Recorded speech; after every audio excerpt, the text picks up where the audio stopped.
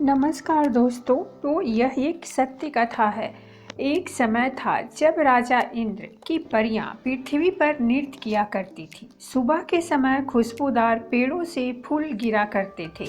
राजा इंद्र अपने बेटे गंधर्व सेन को बचनों में बांधते हुए गधा बनने के लिए कहता है।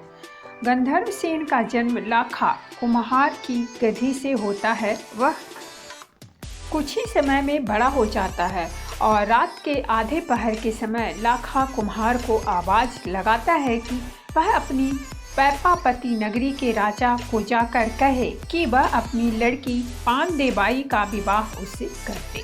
लाखा कुम्हार की गधी का रेंगटा हर रात अपनी इसी बात को दोहराते हुए रोज लाखा कुम्हार जगाता है, लेकिन लाखा कुम्हार की हिम्मत नहीं होती कि वह यह बात जाकर अपने राजा से कहे कि वह अपनी बेटी पानदेबाई का विवाह उसकी गद्दी के रेंगटे से कर दे। ऐसी गलती करने पर निश्चय ही राजा उसे कड़ी से कड़ी सजा देगा। वह उसकी खाल उतरवा देगा। वह उसे नगर के बाहर भी निकाल देगा। परेशान होकर लाखा कुम्हार अपनी पत्नी से गांव छोड़कर चलने को कहता है। लाखा अपने घर का सारा सामान गधों पर लादकर घने जंगल को पार करते हुए निकल जाता है। रास्ते में उसे गांव के लोग मिलते हैं। वे अचंभित हो उससे उसके गांव छोड़कर जाने का कारण पूछते हैं। वे कहते हैं, अरे लाखा, ऐसा क्या दुख पड़ गया? क्या विपदा आ गई? ऐसी क्या बात हो गई जो तू गांव छोड़कर जा रहा है? अगर तू चला गया तो हम अकेले यहाँ रहकर क्या करेंगे? हम तेरे बिना किससे मटकी और मिट्टी के बर्तन लाएंगे? वे उसे वापस गांव लौटने के लिए कहते हैं। पंच पटेलों का निवेदन सुनकर लाखा इस बात पर वापस गांव चलने को राजी होता है कि उन्हें एक रात उसके घर बितानी पड़ेगी, जिसके लिए वे तुरंत तैयार हो जाते हैं। आधी रात का जब पहर होता है तो गधी का रेंगटा लाखा को वही आवाज लगाता है कि वह जाकर अपने राजा से कहे कि वह अपनी बेटी का विवाह उससे कर दे। पंच पटेल रेंगटे की मांग को सुनकर स्तब्ध रह जाते हैं। उनकी हिम्मत नहीं होती कि वे यह बात राजा को किसी तरह कह दे, इसीलिए वे भी लाखा के साथ गांव छोड़कर जाने का निर्णय करते हैं। सभी गांव छोड़कर चल देते हैं। यह बात राजा पैप सिंह को उसके महल में मालूम हो जाती है तो वह अपने घोड़े पर बैठकर गांव वालों के समक्ष आता है और उनके जाने का कारण पूछता है। अरे बस्ती के लोगों, ऐसी क्या बात हो गई जो तुम गांव छोड़कर जा रहे हो? तुम्हारे बिना मैं किस पर राज करूंगा और कैसे इस नगर का राजा कहलाऊंगा? गांव वाले जवाब देते हैं कि वह इसका कारण लाखा से पूछें। राजा जब लाखा की ओर देखता है तो वह ढल ढल रोने लगता है और कहता है कि कारण जानने के लिए राजा खुद उसके घर एक रात सोकर देखे।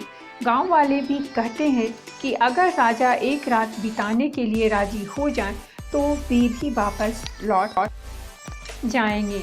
राजा उनकी बात मान लेता है। आधी रात होती है और गधी का रेंगटा लाखा को वही आवाज लगाता है कि वह महल में जाकर राजा को कहे कि वह उसकी बेटी पानदे का विवाह उससे कर दे। राजा पैप सिंह यह बात सुन लेता है। यह सुनकर वह अचंभित रह जाता है कि गधी के रेंगटे का विवाह वह अपनी बेटी पानदे से कैसे कर सकता है। इस संकट से बचने के लिए वह एक शर्त रखता है कि अगर गधी का रेंगटा उसकी नगरी का पारकोटा एक रात में पीतल तांबे का खिंचवा दे तो वह उसका विवाह अपनी बेटी से कर देगा। यह कहकर राजा अपने महल को लौट जाता है। पीछे से लाखा का दिल घबराने लग जाता है। शर्त सुनकर रेंगटे के भी कान खड़े हो जाते हैं। वह लाखा से कहता है कि वह उसकी पीठ पर दोनों तरफ थैले लटका दे, एक में पीली मिट्टी भर दे और दूसरी में काली मिट्टी भर दे।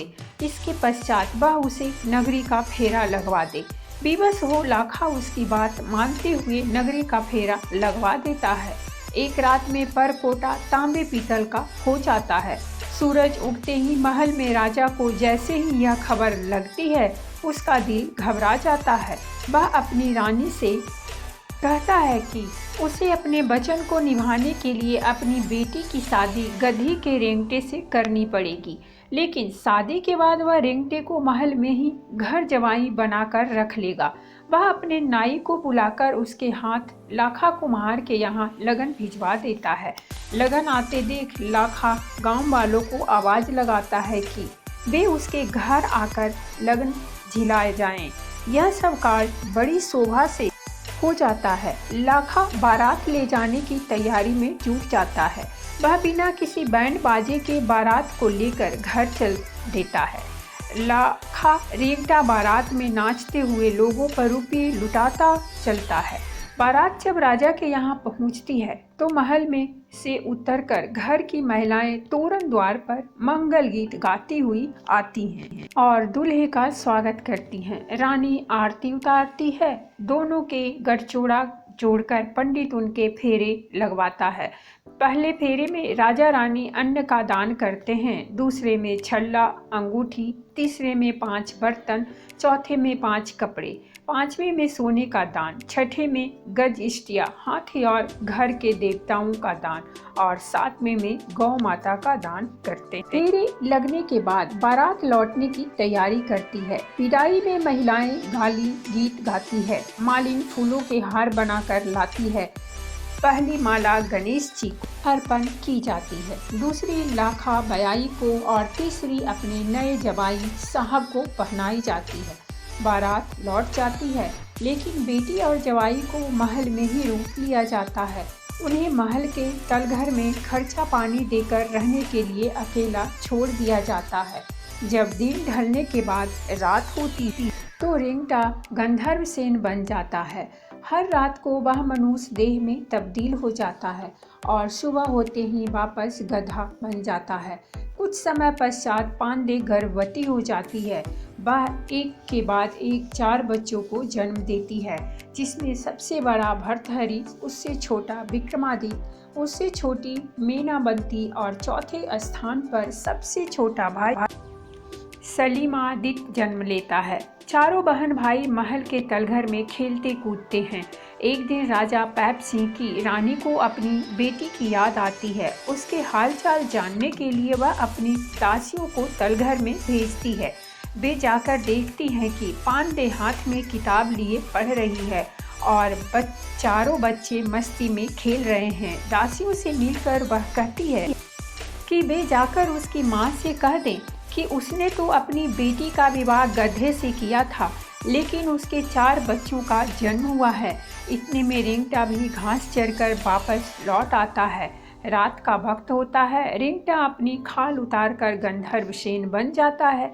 खाल को खूंटी पर टांग देता है। यह राज जानने के बाद मौका देखकर रानी दासियों को तेल देकर भेजती है कि वे जाकर रेंगटे की खाल को जला दें। रानी सोचती है कि ऐसा करने से रेंगटा हमेशा के लिए खत्म हो जाएगा और बदले में मनुष्य रूपी गंधर्व सेन बच जाएगा। खाल को दासियां जैसे ही आग लगाती है, गंधर्व सेन पांडे से कहता है, अरे मेरी खाल में किसी ने आग लगा दी है, मेरा पूरा शरीर जल रहा है। तू तुरंत इस नगर को छोड़कर जंगल में चारों बच्चों को लेकर चला जा। मैं बदला लेने के लिए आज इस नगर को तहस नहस कर दूंगा। पांडे चारों बच्चों को लेकर महल छोड़ जंगल में पहुंच जाती है। वहां घने जंगल का भयावह दृश्य देख जोर जोर से रोने लगती है। उसे रोता देख चारों बच्चे भी रोने लगते हैं। सलीमादित्य गोद में होता है। जंगल में खाने पीने को कुछ नहीं मिलता। भूख के मारे आंचल में दूध आना भी बंद हो जाता है। छोटा बालक सलीमादित्य भूखा मरने लगता है। इतने में सामने से नाहर और नाहरनी का जोड़ा आता दिखाई देता है।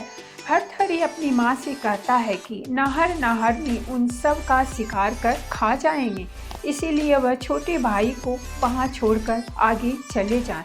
पांडे सलीमादित्य को नरसल पेड़ के नीचे रखकर बाकी तीनों बच्चों को लेकर वहां से चल देती है।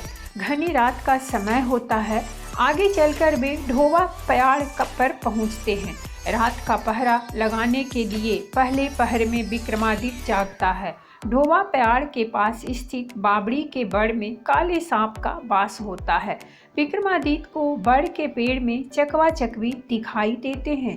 विक्रमादित्य की मौजूदगी से अनभिज्ञ वे आपस में बतियाते हैं कि अगर उनमें से कोई चकवे को मारकर खा जाए तो वह धारा नगरी का राजा बन जाएगा, और चकवी कहती है कि अगर कोई उसे मारकर खा जाए तो वह रोज एक सोने की मोहर उगलेगा। चकवे चकवी की बात सुनकर विक्रमादित्य सोचता है कि वह दोनों का शिकार कर खुद चकवी को खा जाए तो रोज एक सोने की मोहर मिलेगी, और भाई भेड़थरी को चकवा खिला देगा तो उसे धारा नगरी का राज मिल जाएगा। दोनों का शिकार कर वह भर्तहरि को जगाता है। भर्तहरि अपने भाई की बात सुनकर चकवे को खा लेता है और विक्रमादित्य चकवी को खा जाता है। आधी रात का पहरा भी पूरा हो जाता है। इसके बाद पहरा देने की बारी भर्तहरि की आती है। अब विक्रमादित्य गहरी नींद में सो जाता है। इतने में जिस बड़ के पेड़ में तीर से चकवा चकवी का शिकार किया था उसमें से काला नाग नीचे उतरता है और विक्रमादित्य को डस लेता है। विक्रमादित्य की वहीं मृत्यु हो जाती है। उसके मुंह पर चींटियां चढ़ने लगती है। सूरज उगता है तो पता चलता है कि उसकी मृत्यु हो चुकी है। पांडे अपने दूसरे बेटे को खोने के दुख में रोने लगती है। जिंदा बचे हुए भर्तहरि और उसकी बहन भी जोर जोर से रोने लगते हैं। माँ विलाप करती है कि भगवान ने उसके भाग में यह सब दुख क्यों लिखे हैं। अपने भाई की अंत्येष्टि के लिए खप्पन लाने के लिए भर्तहरि शहर की ओर निकल जाता है। घना जंगल पार करते हुए वह धारा नगरी पहुंचता है, जिसके दरवाजे उसे बंद मिलते हैं। दरवाजे बंद देखकर भर्तहरि दुखी होता है। उस समय धारा नगरी का कोई राजा नहीं होता, क्योंकि जो भी राजगद्दी पर बैठता है उसे वहाँ का राक्षस व कामाख्या देवी खा जाते थे। भर्तहरि को देख नगरवासी उसे राजा बनने का प्रस्ताव देते हैं। दुखी भर्तहरि जवाब देता है कि वह तो अपने भाई की अंत्येष्टि के लिए खप्पन लेने आया है, लेकिन आखिर में उसे नगरवासियों का निवेदन स्वीकार करना पड़ता है। धारा नगरी का राजा बनने के पश्चात वह अपने भाई बहन और माँ को भूल जाता है। भर्तहरि को जब राक्षस की बात पता चलती है तो वह उसे रिझाने के लिए नगर के गेट से महल की राजगद्दी तक फूल बिछवा देता है और ऊपर से सुगंधित इत्र का छिड़काव करवा देता है। जैसे ही राक्षस महल में प्रवेश करता है वह मादक महक से मोहित हो जाता है। कामाख्या देवी भी भर्तहरि से खुश हो जाती हैं। दोनों खुश होकर भर्तहरि को वरदान देते हैं कि धारा नगरी पर अब वही राज करेगा। जंगल में पांडे अपने दोनों बच्चों और विक्रमादित्य की लाश के साथ भाई खप्पन लेने गए भर्तहरि का इंतजार करती बैठी रहती है। पांडे के दुख को देखकर शंकर भोलेनाथ प्रकट होते हैं और अपना नाद बजाते हैं। काला नाग पेड़ से उतरकर विक्रमादित्य के शरीर का सारा जहर चूस लेता है।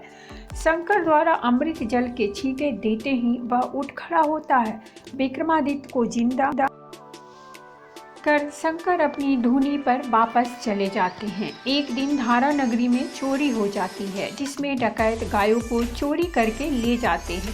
बस्ती गायों को छुड़ाने के लिए भर्तहरि से निवेदन करती है। भर्तहरि अपने घोड़े पर सवार हो डकैतों के पास जाता है और देखता है कि डकैत हरी पीली रंगीन जाजमों पर बैठे हुए हैं। उन 1000 डकैतों का सरदार गणपत सिंह को ललकारते हुए गायों को छोड़ने के लिए कहता है। गणपत सिंह जवाब देता है कि अगर भर्तहरि को जान बचानी है तो वह वहां से वापस लौट जाएं। दोनों तरफ से युद्ध छिड़ जाता है। गणपत सिंह डकैत को हराकर भर्तहरि गायों को छुड़ाकर उसकी बेटी श्यामदे को ब्याह लाता है। भर्तहरि श्यामदे को लेकर महल में आ जाता है। श्यामदे महल को देखकर पूछती है कि इतने बड़े महल में क्या वह अकेले ही रहते हैं? अगर उनकी छोटी बहन और भाई होते वह उनका लाड़ लड़ाती, और अगर उनकी सास होती तो वह उनके पांव दबाती। यह सब सुनकर भर्तहरि को अपनी माँ और भाई बहन याद आ जाते हैं। उसे याद आता है कि वह सांप द्वारा डसे अपने भाई को वन में मृत छोड़कर खप्पन लेने आया था।